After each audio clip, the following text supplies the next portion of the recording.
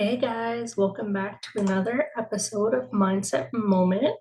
Um, this one here, I'm going to be talking to you about tending to our gardens. All right, so bear with me. We're going to start off with a little visualization. Um, so I want you to close your eyes, listen, and create this image, okay, in your mind. Imagine you're walking down the street and you stop in front of a house with an absolutely gorgeous garden. There's so many colorful flowers in full bloom, gorgeous greenery surrounding it. The garden has clearly been tended to and cared for. There are fun painted rocks throughout the garden, some painted in ladybugs and butterflies.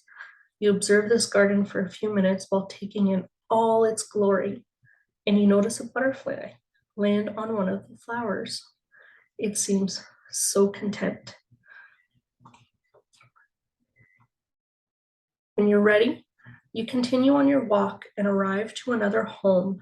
This one has a garden as well. The garden has clearly been neglected. There are large thistles that have taken up the space. The flowers that once lived there have wilted and died. You know that no new flower can come up as the thistles and other weeds will suffocate it. Now come back.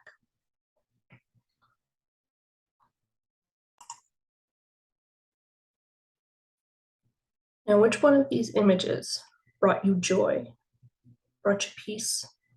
How did you feel during each stop on your walk? What does this have to do with mindset?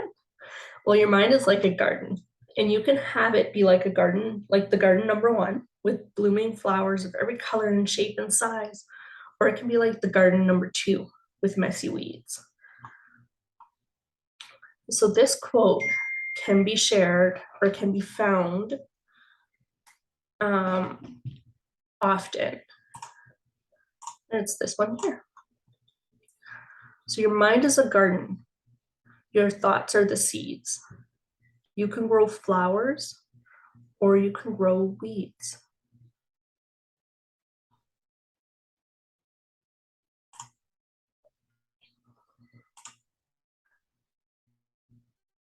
So your mind is programmed throughout your life with things that we've been told, things that we've experienced, learned, witnessed, and these can be good or bad. But the amazing thing about the mind is that we have the power to reprogram it to achieve whatever we want in life. I mentioned this last week. It's not easy, but it's simple.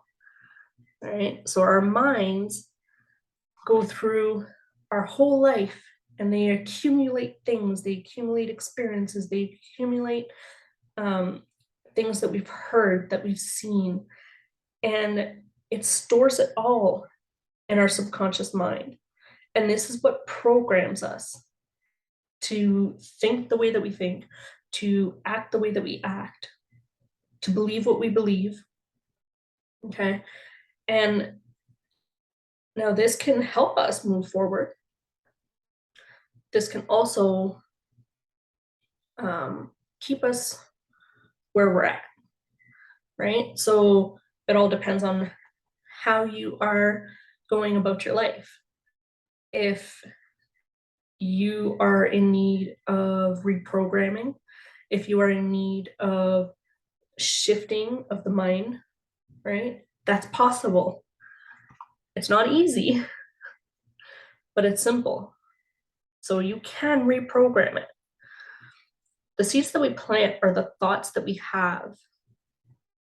So think about our garden, right? So the seeds that we are planting in this garden are the thoughts that we have in our mind. Again, we can actually choose the seeds that we want to plant. So like if when you're shopping for seeds because you want to grow this gorgeous garden, you're going to choose which seeds you want to plant in this garden. Well, it's the same thing with the garden in your mind. You get to choose which thoughts you want to bring in, which seeds you will be planting. So think about your thoughts. Are they positive? Are you sending love out to others? Are you forgiving? Do you practice gratitude for the people around you, the places that you see, the things that you have?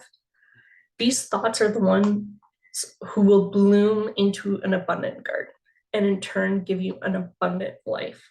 So these kinds of thoughts are the ones that are going to give you that garden, give you that all the gorgeous colors and the sizes and the shapes. And that's what's going to give you that abundant garden. It's going to give you an abundant life. Now, if the seeds that you're choosing to plant are the ones of guilt, anger, resentment, grudges, hate, these are the seeds that will produce weeds. And it's harder to grow flowers when the garden is taken over with thistles. Now, I'm not one who is pro at gardening. However, have you ever tried to grow a garden without actually pulling out the weeds first? Or grow grass without actually doing the work to get rid of the weeds? It seems like it's impossible. It's the same thing with our minds, right? We have to garden it, we have to tend to it. So I love being able to visualize images such as these gardens because it gives us a picture, right? We as humans think in pictures. We, to be able to organize or be able to comprehend things, we often think about pictures. So to be able to visualize a garden, that's what's going to help us understand what is going on in our minds. Because nobody's ever seen the mind. When we think mind, we think brain. But that's not actually it. Our mind is in every cell of our body. So why does this matter? Universal laws, which are the basic principles by which life operates, explain this when it states, you reap what you sow. How many times have you heard, you reap what you sow? But if it's anything like me, you reap what you sow always came with that negative image, that negative feeling. It was like somebody, like that karma, something bad happened, and it was like, oh, they reaped what they sowed. However, it's as much positive as it is negative.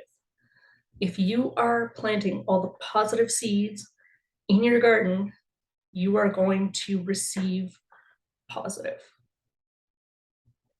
And I get how cliched that sounds, because when I was first introduced to all of this, again, my mindset around it was like, yeah, okay, whatever.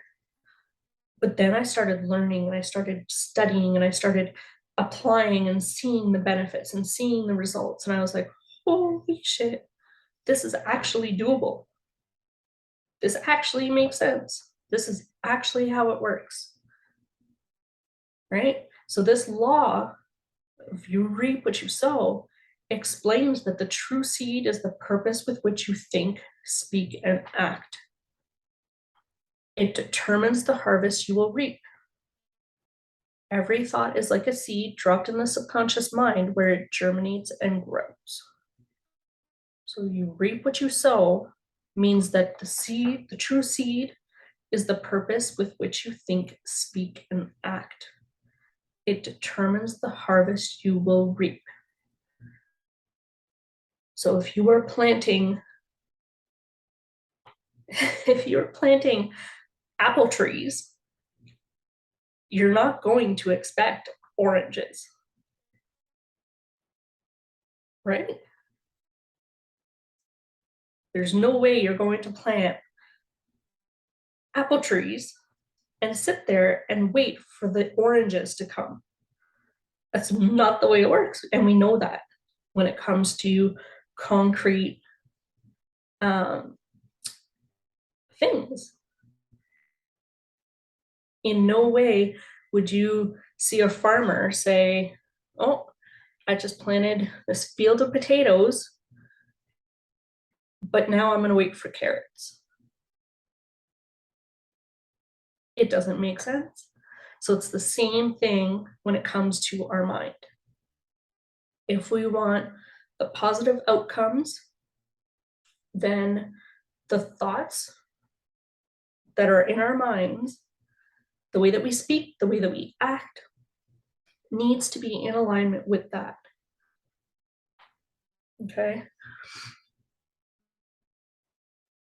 So our thoughts are what cause our attitude and our actions, which then causes our results.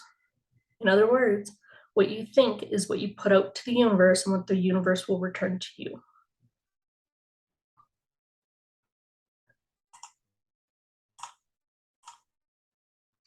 So now my question to you is, what does the garden in your mind look like? Right? So think about it. What if you were to picture your mind, and if you have to think of the brain, go for it. You know, what does it look like? If it was a garden,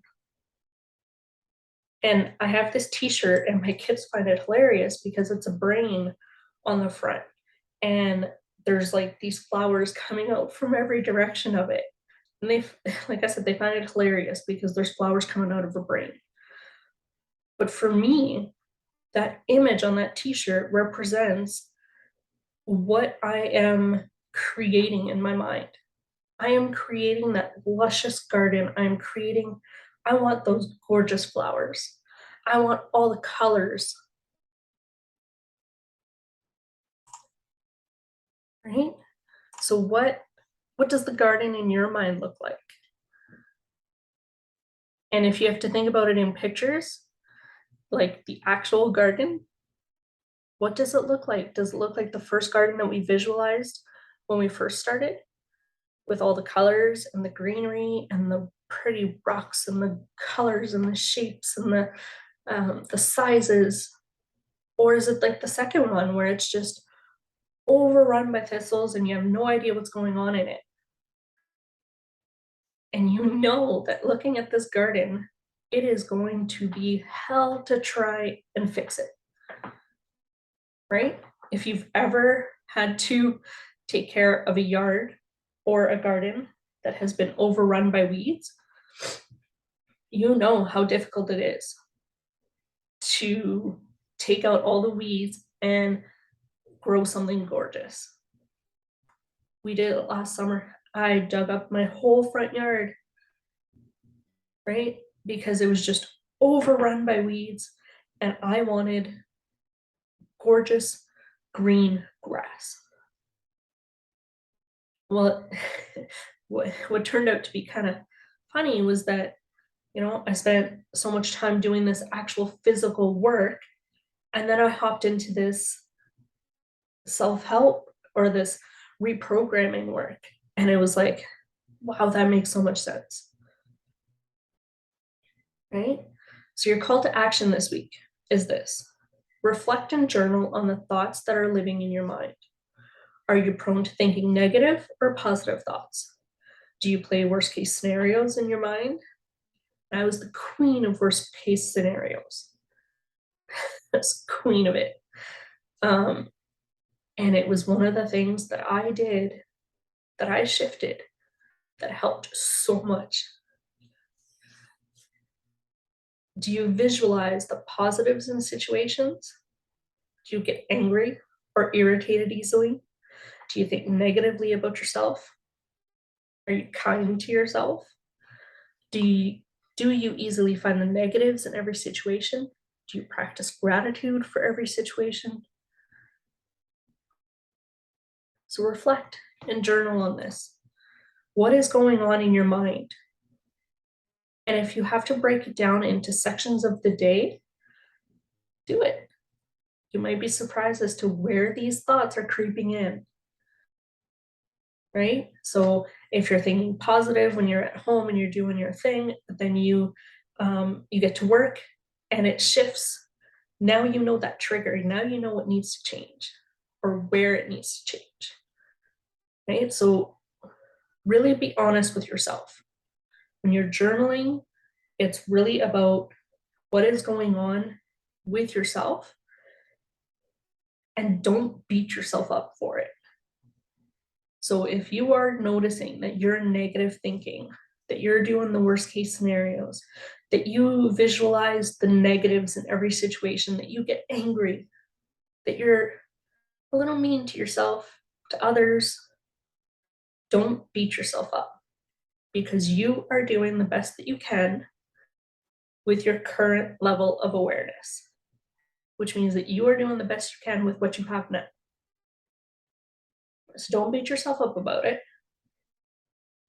but this is your chance to notice what it needs to shift, which will bring you to your second action step. Okay, so your first action step, reflect and journal on the thoughts that are living in your mind. And the second one, okay, the most important piece is that you need to decide that you want to shift that thinking. No one can make that decision for you. No one is going to drag you through this process. Nobody's going to push you through this process, because forcing does not work. So you need to decide that you want to shift that thinking. So think of it like digging up the weeds. What are the thoughts that need to change? It's important to know that you can't just pluck out the weeds and leave it, right? If you just dig up thistles and leave the hole, thistles are going to come back. So you need to decide that you want to shift that thinking.